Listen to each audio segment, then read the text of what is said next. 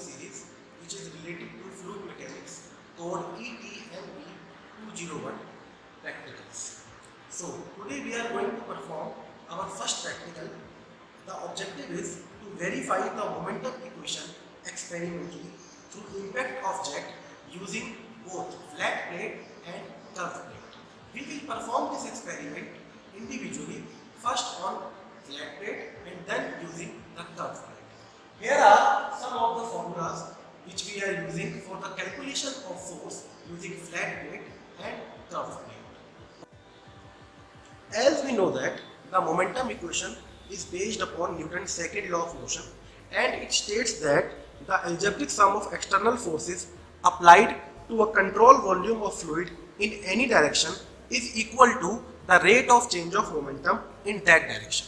So by using flat plate, we will be calculating the force in z direction.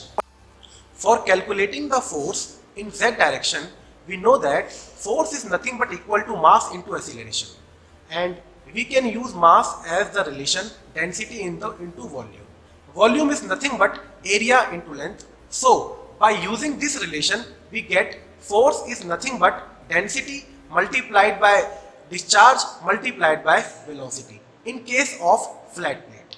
But when we are doing with curved plate, the force is equal to the twice as we get in the flat plate. The force in curved plate is twice as that of the force in the flat plate, because in case of curved plate, the output velocity has some value, whereas the output velocity was 0 in case of flat plate.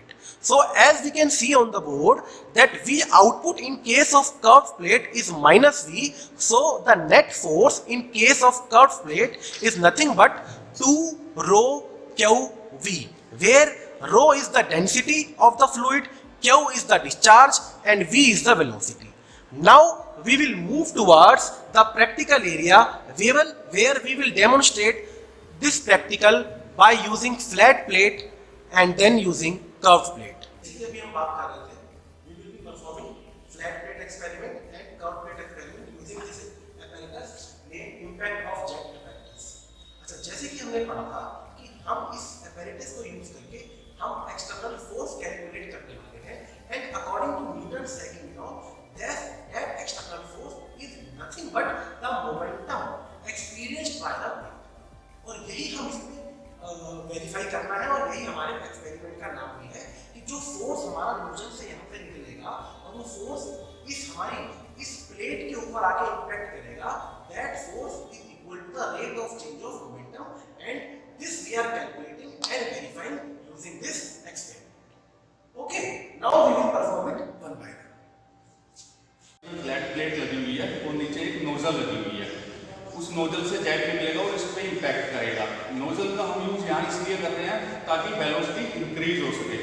तो इससे velocity increase होगी तो impact ज़्यादा होगा. अब इस पर अभी फिलहाल कोई जेट नहीं है, कोई फोर्स अभी कोई इस पर मूवमेंट डिस्क पे प्लेट पे नहीं लग रही है. इसके लिए क्या है, हमने ऊपर एक स्केल लिया हुआ है विदाउट फोर्स. ये अभी है 11 पे. अब जब इस पर फोर्स लगेगी तो इसमें मूवमेंट होगी, ये ऊपर जाएगा. उस फोर्स को बैलेंस करने के लिए हम ऊपर से इस पे मास रखेंगे और इसको इसकी इनिशियल पोजीशन में ले आएंगे, जिससे हमें फोर्स का पता चल जाएगा.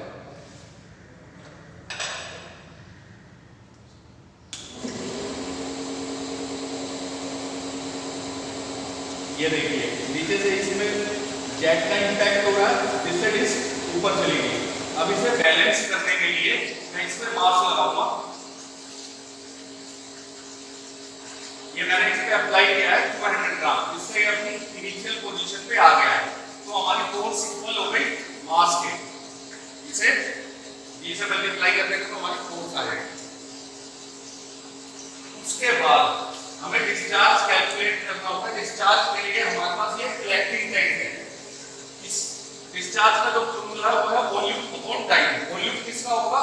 कलेक्टिंग टैंक का, इसका वॉल्यूम. तो इसके लिए पहले तो हम इसका एरिया मेजर कर लेंगे. एरिया है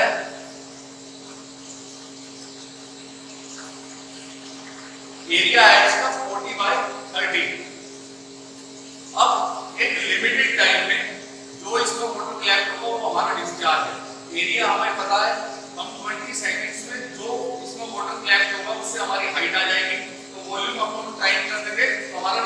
आ जाएगा।